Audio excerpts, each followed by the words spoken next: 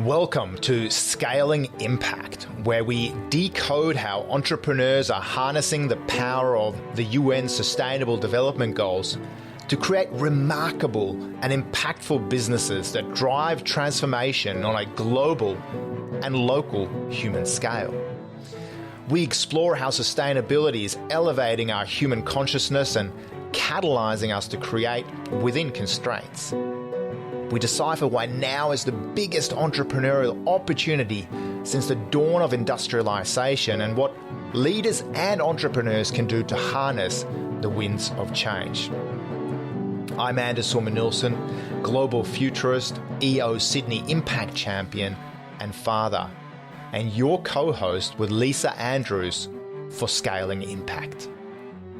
G'day and welcome back to Scaling Impact, the Entrepreneurs Organisation's initiative on the UN Sustainable Development Goals, proudly hosted here from Sydney, Australia, but of course scaling our impact globally. I'm Anders Sorma-Nielsen, futurist, and very excited to be back from my holidays with my lovely co-host Lisa Andrews. Thanks, Anders, and welcome everyone to episode 6 of the Scaling Impact podcast, where we're talking about SDG number 6, clean water and sanitation, with Joe Knopp. And Joe's background, he calls himself a startup junkie who's always looking to problem solve and serve others. He's the co-founder of Ripple, a startup dedicated to solving the world water crisis and other worldly problems by leveraging high quality products, bringing clean water to the disadvantaged through sustainable wells. And Joe, we actually met through the GSEA, which is another EO initiative for student entrepreneurs. I have to ask you and welcome you and get some advice from you. How did you become a finalist of the GSEA? And tell us a little bit about yourself. Yeah, so I became a finalist because I started my company Ripple out of my dorm room back in March of 2021. Spent all my money I'd saved from an internship on these reusable water bottles, our Ripple bottles. And for every 2,000 we sell, we build a well over in a low-income country. We're mainly in Uganda now, but in the last 18 months, we've drilled 20 wells and given 50,000 people access to clean water, including the first ever modern solar-powered well for a remote village in the country. Wow, congratulations. That was a mouthful. How did you actually learn about the global water crisis and what gave you the drive to work in this particular area? Yeah, so growing up, I always knew I wanted to be an entrepreneur. And I had a lemonade stand. I was shoveling driveways in the wintertime to make money. But I got to college and I hadn't really started a business yet. And so I laid in my dorm room one night thinking, like, what problems are out there in the world that I could solve? And growing up, I always heard my mom say, drink your water before getting up to the dinner table because there's kids on the other side of the world that don't have that luxury. And so, long story short, I look over at my roommate Chip, ask him if he thinks I could solve the water crisis. He says, no, Joe, like somebody else would have already solved this problem. Like Bill Gates is working on this problem. Like if it could be done, it would be done. And I didn't like what he told me that. So I started digging in and realized that we could drill a well for about $8,000 to $10,000 and then leverage these high quality products to solve a real world problem. Amazing. And how did the EO journey and GSEA help to fine-tune the business model or get word out there? It's a funny story how I got involved in GSEA. I did not know about the competition until 2 days before the deadline. One of my competitors out of the Cincinnati area, I'm from Cleveland, which is 2 cities on different sides of Ohio in the United States. He applied and got in the Cincinnati branch. And my one friend sent me this on LinkedIn, said, hey, like you should check this competition out. I was like, all right, cool. I realized that the Cleveland competition was being held 2 or 3 days on the in the future on the weekend. And so I applied real quick, got in, went and pitched, and then I was just in GSEA and I started learning what the organization was, EO, about it all. And I was like, wow, like there's some amazing people here. And then we just happened to tell our story and people liked it and wanted to follow along. It sounds like you're an absolute perfect fit for your entrepreneurship and the way that you've been solving problems. We like to talk about actions here and how we can encourage people to take action. And I think that's definitely one that I'm writing down is just what are the world's problems? And you say it so simply and so nicely. Have you researched other world problems or water has always been a passion? No, I mean, I really boil it down to, it's something I'm really bullish on lately is just starting. I'm big on Newton's third law of motion is Every action or every like, shoot, I'm goofing up a little bit on how it actually goes. Um, but it's for every action, there's an equal and opposite reaction. And that my thought process is if you never start, there's no reaction, whether that's going to be a success, whether it's a failure. And if it's a failure, you just fail forward. And so really at the core of Ripple, that's what it was I took a large action. I spent all my money I saved on these bottles, and then it turned into quite a large reaction with all these people being able to receive clean water. But I mean, other worldly problems. Part of the whole water problem is the sanitation, the hygiene that goes with it. So there's over 50,000 dry wells in Africa right now, meaning that like the borehole wells they drilled into the ground and they're pumping. They say they last for 20 years. When you dig deeper into the problem, you realize they really only last for about 5 to 10 years. Because you can imagine 2,000 people in a community pumping this machine up and down, up and down, up and down. Like it breaks. So that's where we wanted to go a step further, because to really solve the problem, more than to create a PR story, like how it's kind of been portrayed by some organizations in the past, is we drilled into the ground the same way, but we use reusable or renewable energy, solar energy, to bring the water from the ground up into a water tank that can then be distributed into different collection points with faucets that turn on and off. So on top of that, there's like a whole maintenance structure that goes into it. And like our very first community, Katiti, they set up their own tax infrastructure to collect about $1 per household each month. And they've already used that money to run electricity where there's been no electricity before. And I feel like I'm starting to babble on, but I get so excited talking about the impact of what water means to a community. Well, not just to communities is it such an essential thing. I mean, it's just, it is something. And I'm sitting here, in the benefit of Sydney, in my podcasting studio on Avalon Beach, where there's plenty of this. I think in Sydney we've had 160 days of rain this year because of La Nina. And some people might say that that's augmented and sort of amplified by climate change. Sydney's not usually this wet. It's not usually like Seattle or the Pacific Northwest. But, this is on tap. But even though it's on tap, I mean, it does smell a bit funky because of chlorine and other things. So I'm just curious, even though super privileged, I turn on the tap, it comes out of the tap, I'm sitting here and sipping it. What's the state of play globally? You've given us a little bit of the African story here.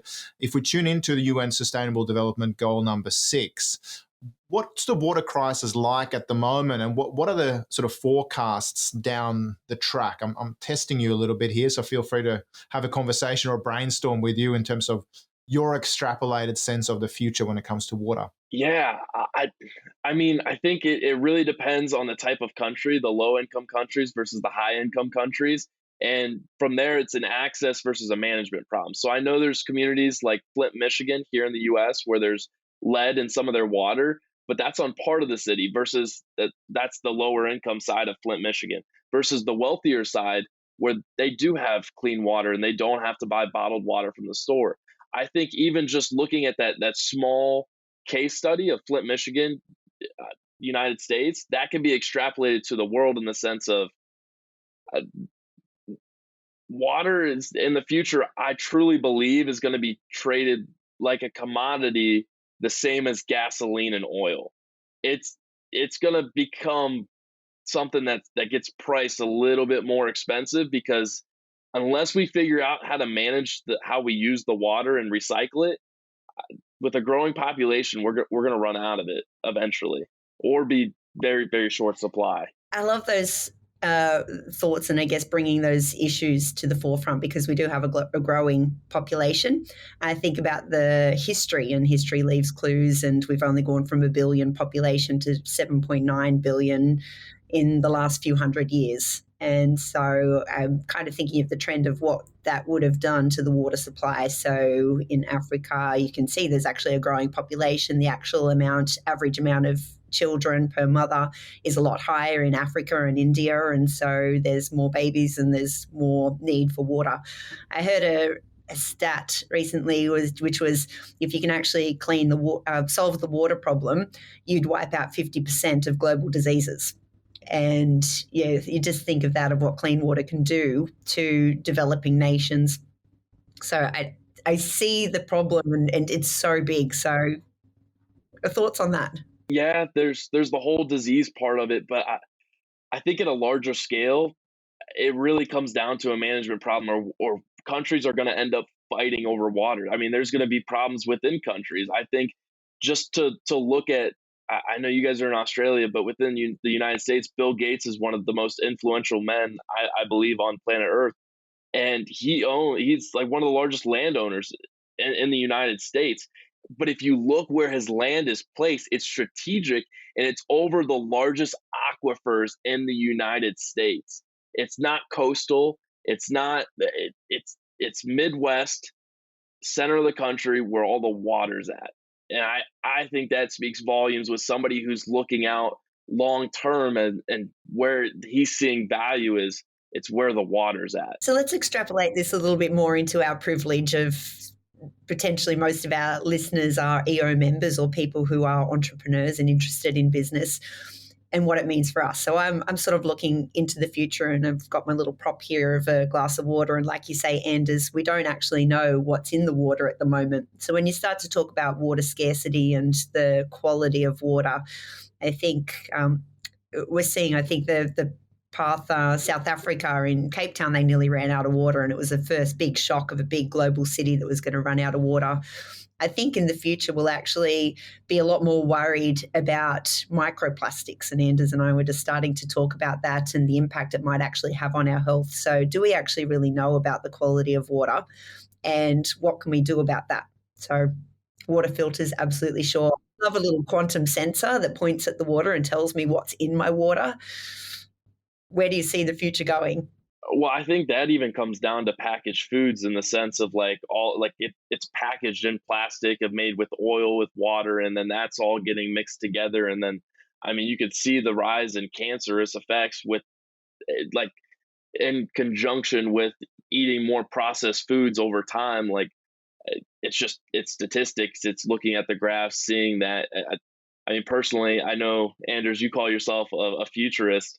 I'm more of like a hippie realist, where like I go hunting every year, and I shoot my deer, and I put that meat in my freezer, because I know it takes gallons and thousands of gallons to produce one cow, and like I know it's not a lot to like not eat cow meat. I mean, I am going to sound like American. I love a good cheeseburger.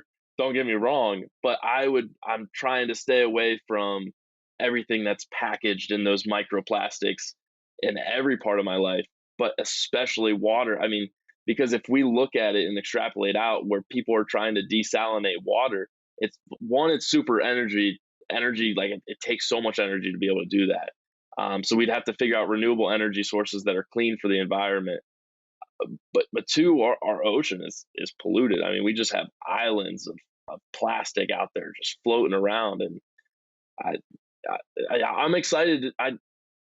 I'm nervous, but excited and optimistic, because after being around other young entrepreneurs in the EO competition, I'm excited to see what our generation comes up with overall, because I do believe in us, in the sense of Gen Z, millennial. Like, we're gonna figure this thing out. It's just a matter of time, and where it ends up going. I mean, there's a lot of similar, although divergent thinking happening around the planet at the moment. I mean, we've got the likes of Larry Fink at BlackRock, for example, saying that the next 1,000 unicorns will come from the green tech, clean tech, sustainability, high on ESG metrics style companies and startups will be firmly in that doing good while doing well space. You get others like Jeff Bezos saying that, you can build a business model around the world's, biggest problems. A lot of the Singularity University folk like Lisa talk about, solving, the massive issues for humanity, and the fact that not just is that the right thing to do, but there's potential profit and money to be made in that space as well, which is why this space of social entrepreneurship, I think, is so heartening. And your model is not just about building wells, right? It is also about supplying a luxury renewable bottle for our water. And again, that is in the fight against all of this plastic waste. Was that sort of a conscious decision to kind of think about, here are the massive global issues, here's another one I can solve at the same time? Like, how do you think about this? And how does maybe your generation consider some of these biggest environmental and humanitarian issues as a business opportunity as well? Yeah, I mean, personally, I look at every humanitarian problem in the world as a problem that we can solve, and I think it's important to solve it profitably, because the water crisis can be solved. We know how to solve it. Water.org puts it at $200 billion a year for 5 years to completely solve the problem, so $1 trillion. Nonprofits currently contribute about $8 billion in aid. Nonprofits alone will never solve any problem. It's going to take the private sector working hand in hand to, one, innovate, lower costs of how to solve the problem, and two, how do we take a luxury water bottle that people are already spending $45, $50 on and leverage that to help another person or help another community, because it's going to take a community to help a community. And it's something that I've been able to learn and see at the forefront. But I mean, there's so many other issues out in the world that can be solved. I know I get a little squirrely sometimes, but I also have a few other startups. One of them being it's called Free Period Project, where we're aimed at distributing free menstrual products at no cost. And so it's paid for by the advertisements, and that's going to play into part of our WASH program to be able to provide reusable menstrual pads into all the communities that we're able to support. But there's the advertising industry is worth billions and billions of dollars, if not a trillion. Like, you can take that and leverage it, and if you just advertise in a certain way that isn't, I don't want to call it predatory, but like, I feel like my phone listens to me sometimes, if you can understand what that feels like. But to take that and use the advertising dollars to pay for the free distribution of a product, because you're able to create such a narrow focus on the target demographic that you can raise the cost of impression, like it's another way to solve a social issue. Like, there's so many angles to take. I don't know. It's exciting. Yeah, and I think this is a space where non-for-profits and for-profit businesses have to work together. I was interviewing Nikki Sparshot, who is the CEO of Unilever Australia and New Zealand, and she made a really good point on the podcast, which is the fact that just because you're purpose-led doesn't mean that you're profit-deprived. And at Unilever, they also see that their most purposeful brands are the ones that prosper and grow. And then even when they trace the sort of lineage back to the origins of Unilever, which has been one of the front runners of the sustainable development movement as an organization around the world, with a Unilever Sustainable Living Plan, which is now called Compass, and it's been updated recently. They've got 9 different brands in their family of brands that are now certified B Corps, for example. But she makes the point that it's the purposeful brands that continue to grow and actually be most prosperous. And when they trace it back to their lineage, to their origins at Unilever, they see that Lord Lever, for example, was one of the innovators who supplied Victorian England with soap, which of course 100 years ago was critical when we were fighting the likes of the Spanish flu, for example. So again, it comes back to sanitation, UN Sustainable Development Goal number 6, right? Already then was that a huge business opportunity, but of course Unilever's also supplied soap around the planet, but they've done it with a Unilever logo on it. Originally, some of the non-for-profits, if you read the book Net Positive, which is a great read that I can recommend, some of the non-for-profits and charities were like, no, we don't want your brand stamped on this because that's advertising.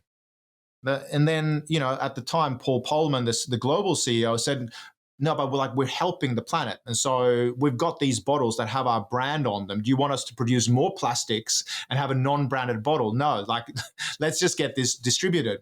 And of course, it was a huge success when he managed to get some of the charities and some of the non-for-profits on board to kind of be like, okay, it's all right. The major gist of this is we're trying to help people. And yes, it can be a branded solution at time. Have you got any reflections on that? Yeah, I mean, I think if you can love it, you can hate it, but the fact of the matter is if there's no money, there is no mission. It takes money to be able to solve whatever problem you're passionate about. For me, it's water, and it takes money, and we have to be able to run a team that here in the United States and Uganda, wherever we expand into, like, people have to live. It costs money. We've got to run a business to be able to do our nonprofit work. One of the things that I love about this transition that we're going through, that it is profit with purpose now, and a lot more people are actually realizing that. And we have the ability, I love the saying that 500 years ago, only kings and queens could impact 1 billion people. 100 years ago, it was industrialists. And today it is you and me. And so there's a company that I'm really excited about, Polymateria, and they've actually created a plastic replacement which it's exactly like plastic, but it has an expiry date, and it just, in that expiry date, it goes down to water and wax. And so thinking about that, they've got contracts with 7-Eleven across India to be able to completely replace all of the plastic cups in these developing nations. And I think that's just one example that people are actually seeing a market, seeing that it actually exists, and the price of the materials and material science is actually at that point now where there's this tipping point where it actually makes sense and it's a lot cheaper to be able to do purpose as well. How have you found the material supply with your products and sort of researching in that material science and what you're able to do? Yeah, so I'll be honest, I don't have a whole engineering background or anything like that. I backtrace the same manufacturer as industry leaders figured out their exact where they're getting it made, like tracked the boats that come here to the States, tracked it all the way back to where they get delivered at a port, the trucks where they go. So we just took their identical product and just decided to do something better with it. That's kind of how we operated. But speaking on the material side of it, I do think that as much as we haven't really innovated our own product, I think it is very key to be able to have something that's either so much better or significantly less. Because if you're right in that same range as a competitor, it's hard to make somebody switch from, for us, a Hydro Flask to a Yeti. But when you're able to tell the story, that's when the people attach it. And so I like to say we don't sell a water bottle, we sell an opportunity to partner with us in creating impact. It just happens to be through our water bottle. So I've got another question for you, and I'm just going to confirm your age first. Yeah, no, I'm 21. Okay, fantastic. So I'm just going to have a bold statement that most of the EO members are older than you. I'm going to ask you for what advice that you give to business owners or the older generations. And, actually, yeah, just that. What advice would you give to older generations in making impact? I think I'm going to just reiterate what I said earlier about just starting. Whether you're older, younger, it doesn't matter. It just matters what you do right now in the moment. You can't control anything in the past, but what you can control is how you move forward from that. And so whether that's taking a percentage of your profits at the end of the year and putting it towards a problem that you're passionate about with a group that you believe in that can actually create the impact, whether that's you and your own team building around a problem that you want to solve together, but just starting. I think I just want to reiterate the fact that you just have to start. And then from there, it really ripples out and it grows. I'm going to double down on that question. Sorry, Anders, I'm going to jump in. Do you have any actions that you would advise parents to take on how they can actually help share with their kids and their kids that are students to be able to create businesses? What do you think that it is that your mum has inspired you or your parents, and what can parents do to encourage their kids to be able to have an impact? I am a little quiet on this question, mainly because at 15 years old, I lost my dad. So I never really had him in the picture. And outside of that, my family unit wasn't the strongest. So at 18, I moved out of my house, and I was homeless for a while. I, I I don't think I'm the right person to speak on that, but I would be the person to speak on behalf of those who maybe feel lost right now, don't know where they belong. It You just got to take that one step forward, and sometimes you take one step forward, go two steps back. But as long as you just figure it out and keep moving forward, that's just start again.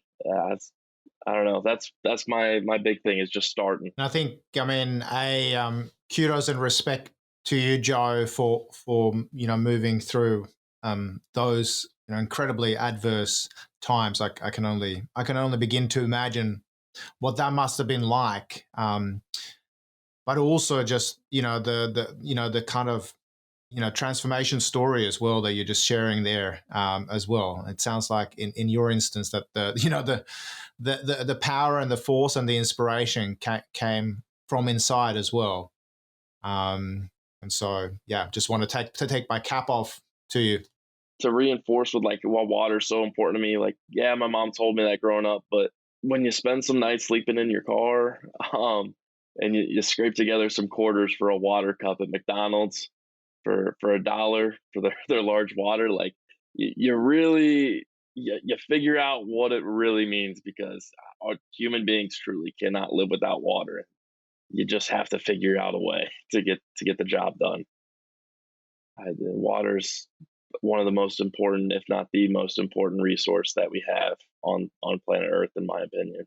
That's so beautiful. Can I ask you what your vision for the future would be? So let's say in 20 years' time, you've just woken up and as an example, there is no water insecurity, or what would you love the world to look like in 20 years' time? I would love for there to be no water insecurity, but I think that's a little unrealistic at the track that we're going at. What I would hope is humanity in general becomes more kind and compassionate, that we become more rooted in gratitude, but backed by accountability, in the sense of when we're talking, when we're having interactions with other people, like we listen more than we talk.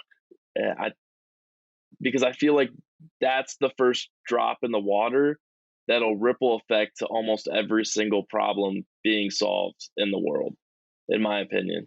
That's really cool. I do. I love the proportion. You have two eyes, two ears, and only one mouth. And how do you use them in that proportion? I mean, this is just my marketing hat that's speaking to me here as well. I mean, I'm loving just, and I can understand why you got so far in the GSCA competition too. I mean, not just the wonderful metaphor of the ripple and a drop and the cascading effect and all of that. I'm thinking about it like a little bit of a hero's journey, Joseph Campbell style here now, but also just like the fact that your story is it's not just advertising and marketing spin, right? You have such an authentic, personal story of saving up that dollar to go to McDonald's to actually get the most amount of water, doing your own, digging as it were. So you can really empathize with people that are experiencing this. You've already pointed out that, there are the haves and the have-nots, and, within a moment, a life decision can render you a have-not.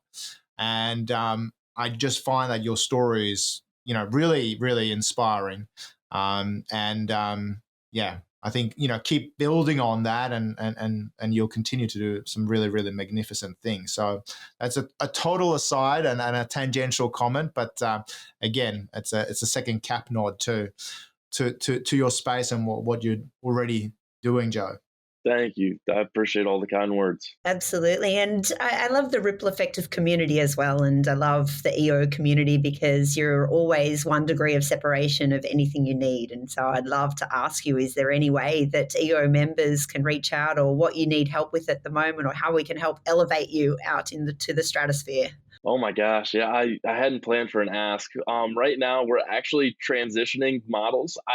For some reason, at the very beginning of Ripple, I didn't realize we were a lifestyle brand. I just thought that I would buy 2,000 bottles, I would sell them, we would build a well, and I just put my head down and we grew the team and made all the impact. But right now, we're actually transitioning into more of an educational entrepreneurship platform, working with universities and creating a We Build a Well program, where students in cohorts of 10 actually sell 2,000 bottles over the course of a school year. We're about to start a beta program with Xavier University, but if anybody in the EO network has background in education, curriculum building, or connections to universities that have entrepreneurship centers dedicated to like solving world problems, I would love to have a conversation. It sounds like it could also be an EO initiative as well. So definitely I'm going to be putting my thinking cap on for that one. And for those that want to reach out to you to be able to help, how do they best get in contact? So my email is joe@weartheripple.com. I try and answer everything within 24 hours. I'm also very active on LinkedIn, and our website is weartheripple.com. Fantastic. And the call to arms has been accepted by the EO community. I'm looking forward to hearing some of the love and support coming back your way as well, Joe. Lisa, do we have time for some quick and fast questions as we move into the final sequence of today's dialogue? Absolutely, Joe. Are you ready for some quick fire questions? Absolutely, bring it on. All right, I want to bring you this one just quickly. What's the best book or resource or inspiration under $100 that you've ever consumed, and what would you like to recommend to the community? Start Something That Matters by the founder of Tom's, Blake McCoskey. That book led to everything that I'm currently building and will build in the future. And that's, of course, the founder of Tom's Shoes and that type of business model. You could have a gigantic billboard anywhere with anything on it, metaphorically speaking, getting a message out to millions or billions. What would it say and why? I think it'd be simple. It'd just be kind, or I hope you're doing okay. Just checking in on someone, keeping it simple. In the last 5 years, what new belief, behavior, or habit has most improved your life, Joe? Again, just starting, taking the dive off the deep end into the unknown and scrapping and clawing and figuring your way out of it. I'll finish this off with a fun one. What's an unusual habit or an absurd thing that you love? I love to eat pickles for a snack. Absolutely love pickles. I think that's the best I got. Good enough for me. Joe, thank you for your inspirational work. As a 41-year-old, you're already holding me to account to do even more in this space. And I love the fact that you've built an entire business model around this, and that you're getting some really worthwhile recognition now on the global stage through EO and other channels as well. And I'd like to thank all of our listeners today on Scaling Impact, hosted by Lisa and me from EO Sydney. For tuning in, make sure you subscribe to the podcast, and make sure you also recommend it to a friend, and turn on all your notifications, etc., on your local podcatcher so that you are notified when there's a new episode. Lisa, any final thoughts or reflections? I am very inspired. Thank you, Joe. Thank you, everybody. And just a reminder to our listeners today, taking action is what we're all about. So one step, and as Joe, you say, just do one thing and just start. Thank you for that amazing message, and we will see you all next time. Thank you for tuning in to Scaling Impact. Make sure you subscribe to the show in your podcatcher, and we'd be super grateful if you leave us a great review. For more information about Scaling Impact, the Entrepreneurs Organisation, or our work on sustainable innovation, please check out EO Sydney online. We would appreciate appreciate if you can take a moment to share the podcast with a friend or a colleague and help build the movement. We hope that what we learn together on scaling impact can help us all build a sustainable future for ourselves and our children. See you in the near future.